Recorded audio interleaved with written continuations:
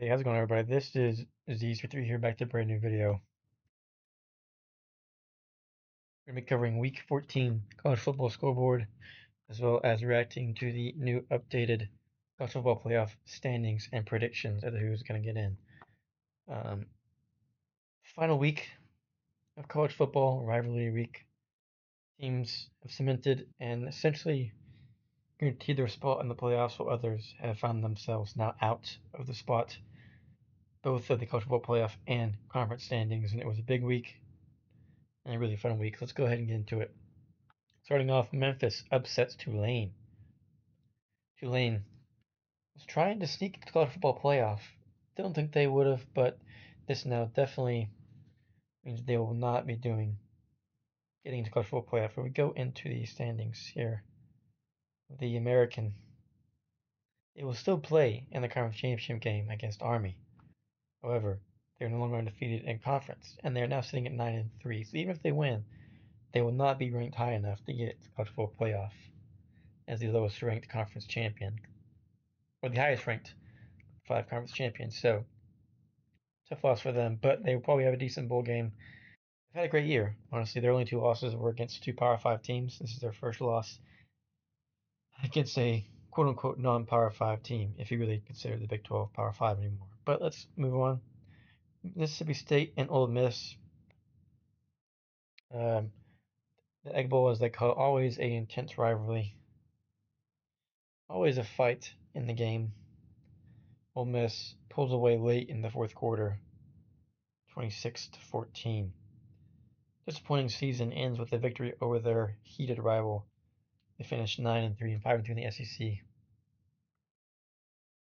Moving on to the big game, Georgia and Georgia Tech at half. As you can see, it was 17-0, and then Georgia pulls off an incredible 21-point fourth quarter comeback. And then we go in OT.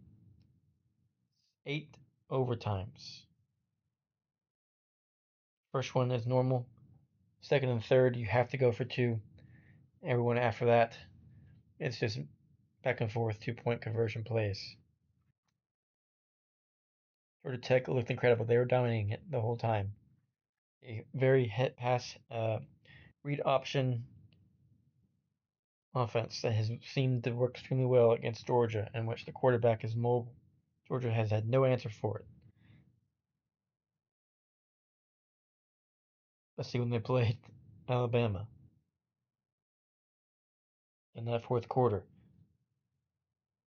King, who probably played the best game of his career, had one unfortunate mistake at the end where he fumbled, which gave Georgia the ball on their side of the field, and they scored, and they went into overtime. And they won in that overtime. If Georgia had lost this game, they would have fallen to 9-3 and would have been out. Well, they would have been out of the football playoff, but they would have had to win the SEC championship to have a chance to get in. Now, even if they lose next week to Texas, they still might get in, but you never know. But Georgia Tech is a really good team. I think they're better than their 7-5 record, and I think the future is bright for Georgia Tech. Oregon State and Boise State. Boise State convincing win, 38-18. Genty, 226 yards on the day. Incredible. The Heisman favorite, period. Oklahoma State and Colorado.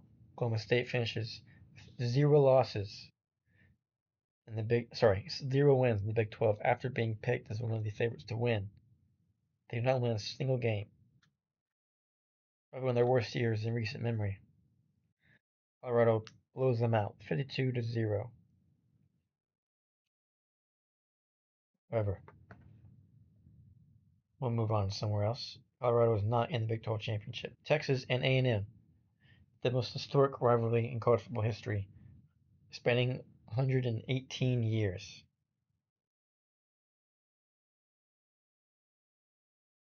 Not seen these teams play since 2011 when A&M left the SEC. But finally, they're now in the same conference, and this greatest rivalry in sports is back. Texas, while only winning by 10 points, had a dominant win. Texas A&M did not score a single offensive touchdown, including a goal line stand on 4th and 2. The only touchdown came off a pick six. Texas had 2 drives that ended in turnovers inside the 10-yard line. So realistically speaking, it should have been bare minimum 23 or 28 to nothing at half. Had a cold game. Quinn Ewers was hurt, but he would drive the team down the field. And I think the first 1 or 2 possessions, Arch Manning would then come in the red zone because he's such a dual threat quarterback. And it was extremely successful. His very first play was like a 16-yard rushing touchdown. And then they decided to stop doing it, which I think is a bit silly. I think they should incorporate that for the rest of the year when they play Georgia. As Quinn gets healthier and healthier, let him use his leadership and accuracy to drive the team down the field. Once you get in the red zone, take out Quinn and put in Arch Manning. I think that would be a recipe for great success, in my opinion. But a great game for Texas. I was watching the whole time I was watching the game. I did not stand unless it was a timeout or between the quarters. It was awesome. The atmosphere was incredible. Probably one of the greatest atmospheres A&M has ever experienced. Sold out. Over 100,000 fans were there. The towels, the lights, the noise, incredible. And Texas still dominated and still proved that they are the big brother. And Texas' defense is scary good. I will say that. Washington and Oregon. Washington having a down year after going to the championship game last year at 6-6. They fall to Oregon, who's now undefeated, the sole remaining undefeated team in the nation. They had a full year undefeated regular season, 12-0, 9-0 in the Big Ten going to the conference championship game. The big upset of the game of the year, maybe one of the biggest upsets of the entire year. Michigan beats Ohio State. Ohio State was in control of its own destiny. Was going to go and play Oregon again and try and get their revenge in the conference championship game to prove that they were the better team. People thought they were going to blow out Michigan. In fact, I think they were favored by like 21 or 28 points. They did not score a single point in the second half.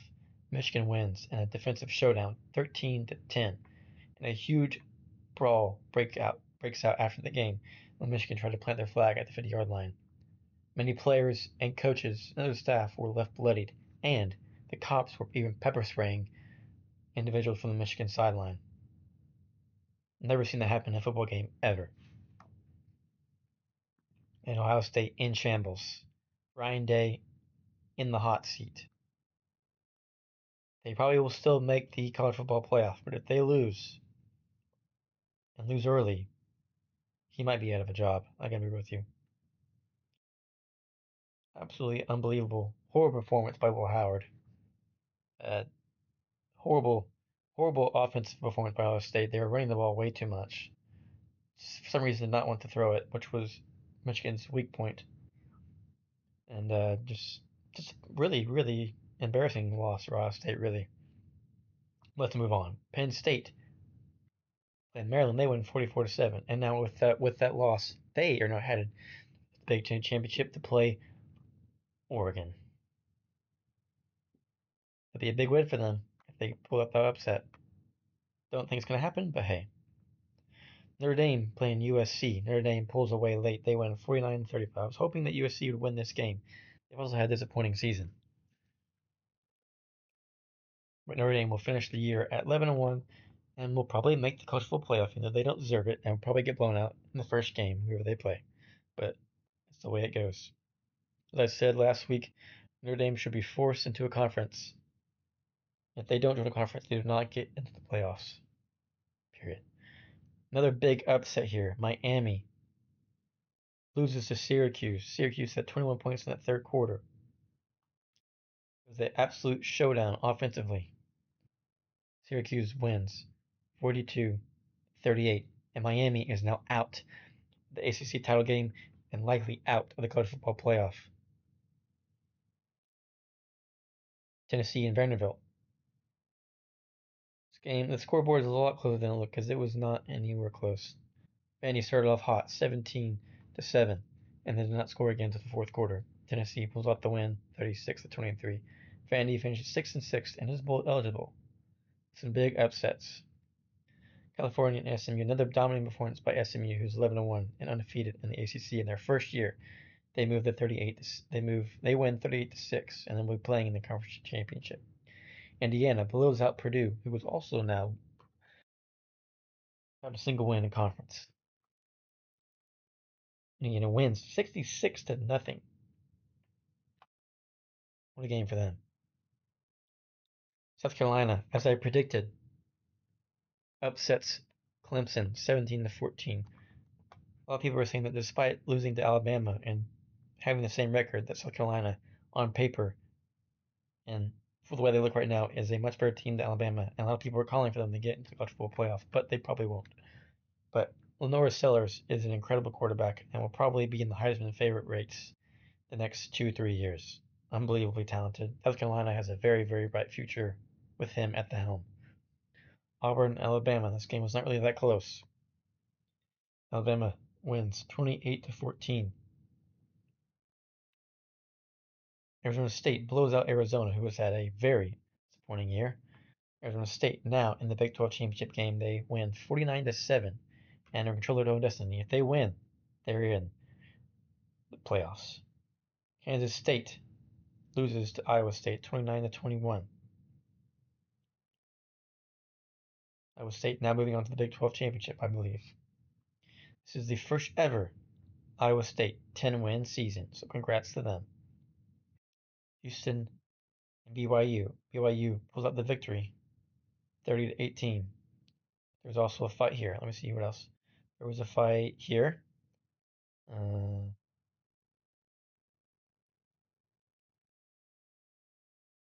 Someone punched someone here. Big fight here. Some fights during the game here. Didn't really watch, but probably some fights there. I wouldn't shock me. Let's move on though. Oh, some fights here. Missouri pulls off the close win against Arkansas. Missouri just kind of disappointing season at 9-3 last year. Then we lost 2 games. The SEC is much more competitive this year, and still 9-3, still a good year. They'll be playing in the bowl game to try and get the 10 wins in the season.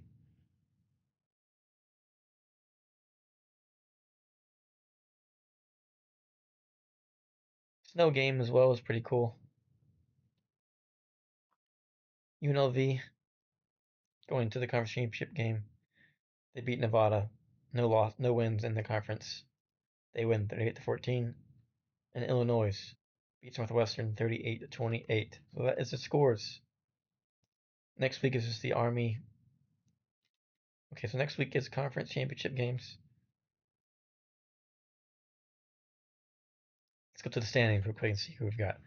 In the American, Army and Tulane will play. Now, I'd say before we do that, let's go to the rankings. All right. Playoff rankings. Oregon and Texas 1 and 2. Penn State at 3. Notre Dame at 4. So the top 4. 2 Big Ten teams. Georgia rises up 2 spots. Ohio State falls forward. It's number 6. Tennessee is up 1-7. SMU now in the top 10 at 8, as Indiana State is in the top 10 as well. And Boise State. So the SEC now only has, remember, a while ago they had like 7 top 10 teams. The Big Ten had like maybe 5. There's now 4 Big Ten teams and only 3 SEC teams. However, the race gets close at the top side of top 10. Alabama is at 11. Miami is at 12. Ole Miss is at 13. South Carolina is at 14. Arizona State is at 15. Iowa State is at 16. Clemson drops down 5 at 17. BYU is at 18. Missouri at 19. UNLV at 20. Illinois at 21. Syracuse not ranked, now at 22. Colorado 23. Army not ranked, back in at 24. And Memphis not ranked, now at 25. Dropping from the rankings is Tulane, A&M, and Kansas State. Now, let's go to the conferences. So Army and Tulane will play. However, whoever wins this game will still probably not get in the college football playoff. ACC, SMU, first year in, they'll be playing Clemson. Personally, I think SMU is not only going to win, but blow out Clemson and guarantee themselves a spot in college football playoff. They are a very, very good team. And honestly, I think they're going to upset some teams when they get in. I think they're really, really good. Miami at 12. Will they get in? I don't know. I don't think so, that they'll actually get in the playoffs. Got to be some shaking. Like, they've got to have some teams lose. If they want to get in. Like, I think Clemson has to lose because if they win, they're in. And SMU might still be in, but they would definitely both would be ranked higher than them. So they need Clemson to lose right there. Arizona State and Iowa State. I personally think Arizona State is the best team in the Big 12 by far. By far, I think they will win and will get a spot in college football playoff. BYU, three-way tie. Unfortunately, BYU loses tiebreaker. Colorado at 9-3, they're out. Still a great year. Remember, 2 years ago they had what one? They had what, like 2 wins? And last year they were barely 500. Now they're 9-3. They're on the up and coming. Miami needs, obviously whoever wins this game is going to be in, but either team will be out. Here, Oregon and Penn State. Now, especially speaking, this team, regardless of who wins here, all these teams should get in before Miami, should get in before Alabama.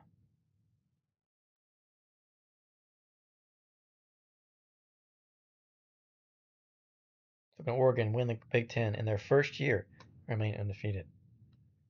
Conference USA doesn't really matter.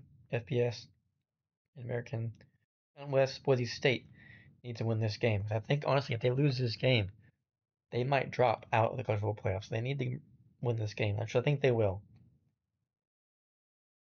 and they'll be in. Pac-12 obviously doesn't really matter. Here is the big one: SEC, Georgia, and Texas will face off again. Texas, the lone one-loss team in the SEC, will try to get their revenge on Georgia and win in their first year in the SEC, which I think they will do. I predict they will win. Now, if Texas wins, they're in. If they lose, they're in. If Georgia wins, they're in. If they lose, they might be out. Tennessee, probably in. Alabama will need Georgia to lose because if Georgia wins, they will be 11-2, will be SEC champion, and will have the better record, despite Alabama winning the tiebreaker. If Georgia loses, they also fall at 10-3. They fall at 10-3, and Alabama wins the tiebreaker because they did beat Georgia. So then, when you think about it, they should go in over Georgia. South Carolina, again, they've lost to Bama. They probably won't get in, despite the fact that I think if you look at all these teams here, I would say this is the top two teams here, and the third best team is South Carolina. I'm just gonna put that out there. Aggies fall down to 8-4, always at 8-4. Nothing new there. Yeah, the Kings and going 8-5 on a year. Let's go to the scores for next week. Conference championships and see what we got brewing. You want to be in Boise State again? I will predict Boise State will win. Their lone loss by 3 points to Oregon. I think that they will win this game convincingly. They will get in the playoffs and they will upset someone. They will probably have a bye. Let me see, where is the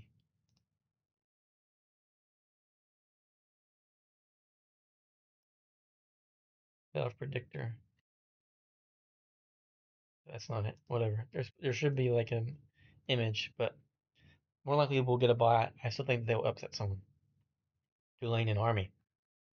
I'm not too sure who's gonna win this one, to be honest. Tulane is favored by 5 points. We all know Army's one loss is to Notre Dame when they got absolutely smacked. But Tulane is not Notre Dame. However, Tulane is a really good football program. I think Tulane is going to pull off the upset here against Army. Georgia and Texas, the rematch. Texas is favored, despite losing by 15 to them early in the season by 2.5 points. I think Texas wins in a one-score game.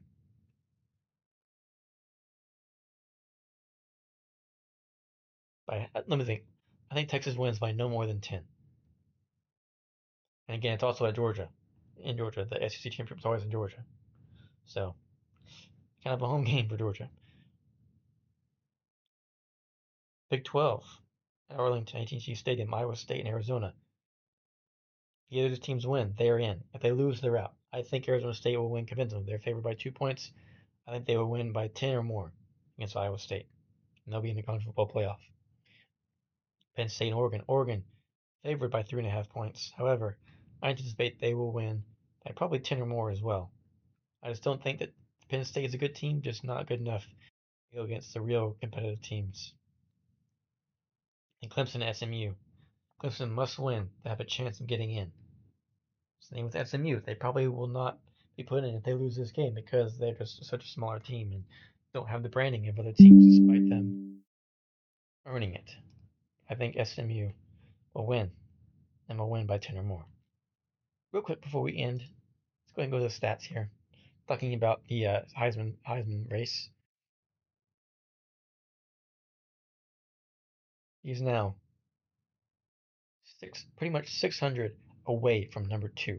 In fact, if you take account to his yards after contact, he's still number 1 in the nation.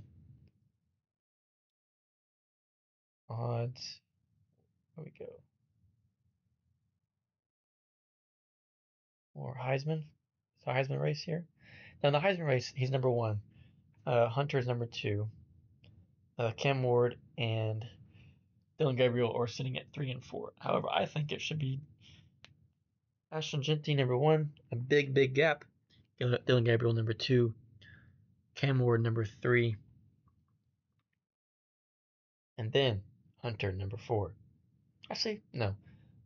I would say that, yeah, I'd say Hunter should be 4th. A lot of people are saying that Hunter's going to win because it's going to be rigged and it's going to be publicity, but I don't really think it's going to happen. I think Gentry having one of probably the best seasons of any running back in the history of college football, he's going to win. And yeah, that's it. So next week, some big time games, conference championship games, win or go home in terms of making the college football playoff. Very excited for it. Hope you are too. Leave a like, enjoyed the video. Subscribe for more content. Hoping to get back into gaming soon. I have some plans of some games I want to play and upload series on. But as you know, that never really happens. Or I'll do maybe a couple videos and then just forget about it or get lazy. But do my best to try and be more disciplined in the future. Anyways, that's it for today's video. Again, like and subscribe. Appreciate the support as always. This is signing out. Stay frosty.